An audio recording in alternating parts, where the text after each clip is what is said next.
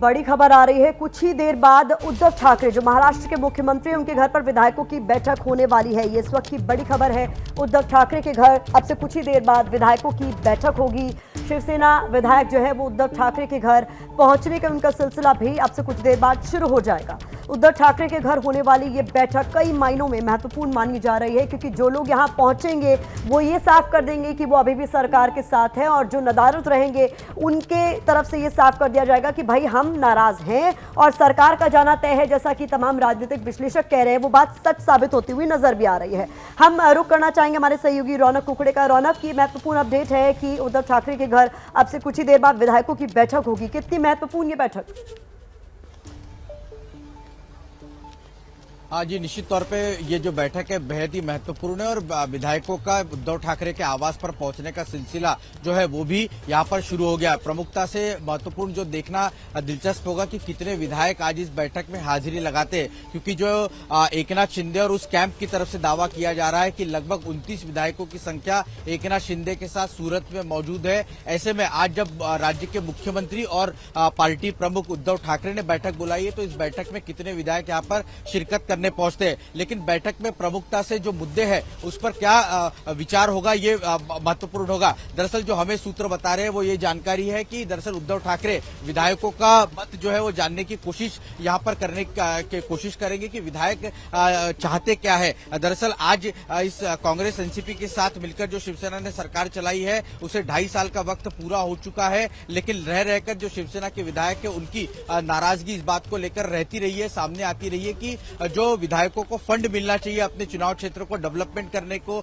लेकर, वो फंड जो है वो सही तरीके से नहीं मिल पा रहा। और इस पूरी सरकार का रिमोट कंट्रोल या फिर ये कहे कि पूरे मलाईदार जो मंत्रालय है वो एनसीपी के पास होने की वजह से सरकार पर पूरी तरीके से कंट्रोल जो है वो एनसीपी का ज्यादा नजर आता है। और यही वजह है कि लगातार फिर चाहे कांग्रेस के विधायक हो या शिवसेना के विधायक, उनका रह रहकर जो नाराजगी है वो सामने आती रही है। और हमें सूत्र ये भी बता रहे हैं कि एकनाथ शिंदे पार्टी से बिल्कुल नाराज नहीं है। वे चाहते हैं कि पार्टी अध्यक्ष उद्धव ठाकरे ये फैसला ले कि कांग्रेस और एनसीपी के साथ मिलकर इस सरकार में रहना चाहिए नहीं। दरअसल वे इसके पहले भी जब कांग्रेस एनसीपी के साथ शिवसेना का गठन हो रहा था, सरकार की प्रोसेस चल रही थी, उस वक्त भी दुबी जुबान में जो शिवसेना के विधायक है वो इस बात का अंदर खाने कहते रहे कि एक चीज साफ कीजिएगा, अभी उद्धव ठाकरे के घर पर यानी वर्षा बंगले में कौन कौन मौजूद है अभी अंदर?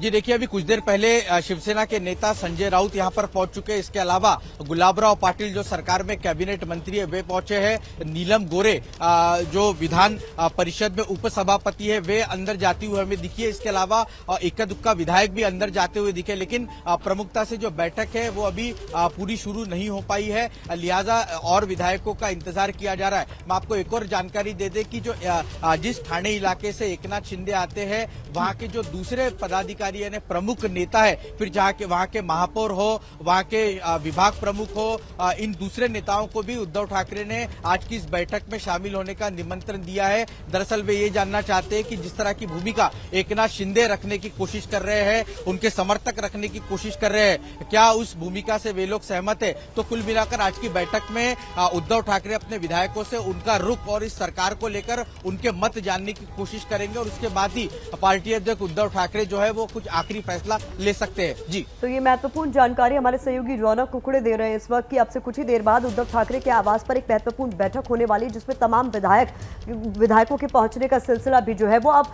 शुरू होने वाला है। तो ऐसे में ये बड़ी खबर जो है, लगातार इस पर हम रुख कर रहे हैं अपने एक सहयोगी का, ताकि और ज्यादा जानकारी आप तक पहुंचा सके। जितेंद्र दीक्षित भी हमारे साथ लगातार बने। और जितेंद्र, चूंकि आप भी महाराष्ट्र की राजनीति को बेहद करीब से देख चुके हैं, जान चुके हैं, समझ चुके हैं, हमने देखा है कि जब से महाविकास आघाड़ी की सरकार महाराष्ट्र में बनी है, कई मौके ऐसे आए हैं जब लगा कि सरकार स्टेबल है ही नहीं, कुछ ना कुछ ऐसा होता रहा कि मौके पर लगा कि अब जो है सरकार जो है संकट में। क्या इस बार भी ऐसा लग रहा है, या फिर जो राजनीतिक विश्लेषक मान रहे हैं कि इस बार लगभग माना जा रहा है कि सरकार जा सकती है?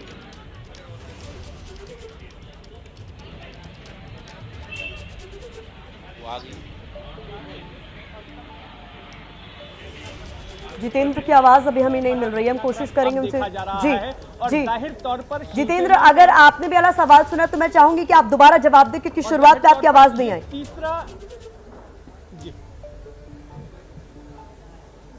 जी बिल्कुल, देखिए जब से नवंबर 2019 से महाविकास आघाड़ी की सरकार बनी है तब से कई बार ऐसे मौके आए जब लगा कि ये सरकार गिर जाएगी, लेकिन अब जो घटनाक्रम हो रहा है वो जाहिर तौर पर उसने उद्धव ठाकरे सरकार को खतरे के जोन में ला दिया है। और कई बार जो है और कई लोग ये बोल रहे हैं कि ठाकरे सरकार की उल्टी गिनती शुरू हो चुकी है, क्योंकि जब से सरकार बनी है तब से लगातार एक फीलिंग आ रही थी शिवसेना के मंत्रियों की तरफ से, उनके विधायकों की तरफ से, कि सरकार पर पूरी तरह से शरद पवार का कंट्रोल है, सरकार का रिमोट कंट्रोल शरद पवार के हाथ में है। और खास करके शिवसेना से भी जिन लोगों को मंत्री पद मिला, जिसमें से सबसे बड़ा नाम एकनाथ शिंदे का है, उनको ये लग रहा था कि उनके साथ सौतेला व्यवहार किया जा रहा है, उन्हें काम करने की छूट नहीं मिल रही है, उन्हें फंडिंग नहीं मिल रही है। और इसके अलावा जो उद्धव ठाकरे के बेटे हैं और उनकी कैबिनेट में जो मंत्री हैं आदित्य ठाकरे, वो उनके काम में दखलंदाजी कर रहे थे और अपने आप में वो एक पावर सेंटर बनते जा रहे थे। तो इन तमाम बातों से एकनाथ शिंदे नाराज थे। अब जो रौनक ने जानकारी दी कि एकनाथ शिंदे क्या चाहते हैं, वो ये चाहते हैं कि कांग्रेस एनसीपी को हटा लिया जाए। तो इसका रीड बिटवीन द लाइंस मतलब यही है कि आप बीजेपी के साथ मिलकर सरकार बना लीजिए, और आप 2.5 साल के लिए सीएम बनना चाहते थे, बन चुके हैं, अब सीएम पद बीजेपी को दे दीजिए।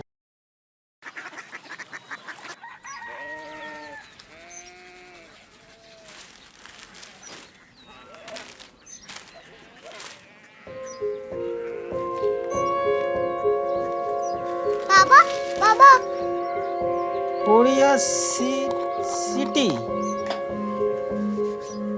জানি না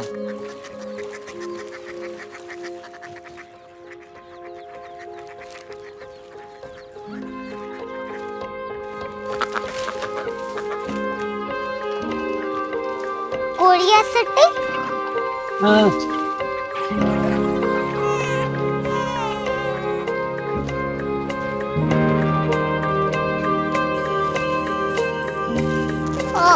कोरिया सिटी कहाँ पे है? शहर अंग्रेजी लगे हैं।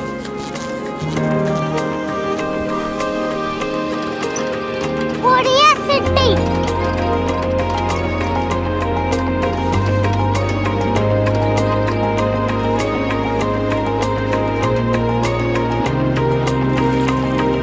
वो बहुत दूर है।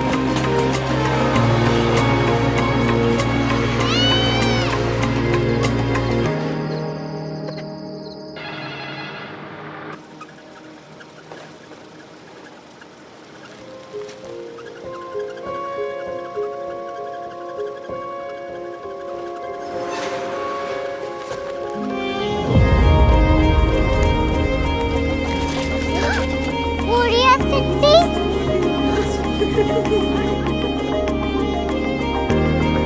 दुनिया को बोलना नहीं, कुछ लोग बड़े होते हैं। कोरिया सिटी कहाँ है? प्रोफेसर साहब को पता होगा। हो, ये छोटा वाला ग्लोब लगता है और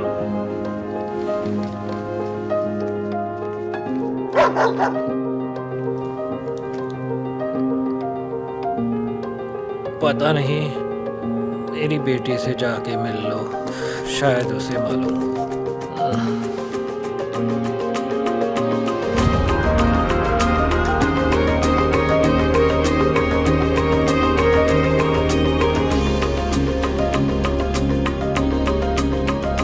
हाय, बाबा ने भेजा है। Come here. Korea city Korea city नहीं, क्यूरियोसिटी। वो क्या? That's what brought you here? जो तुम्हें यहाँ तक ले आया। क्यूरियोसिटी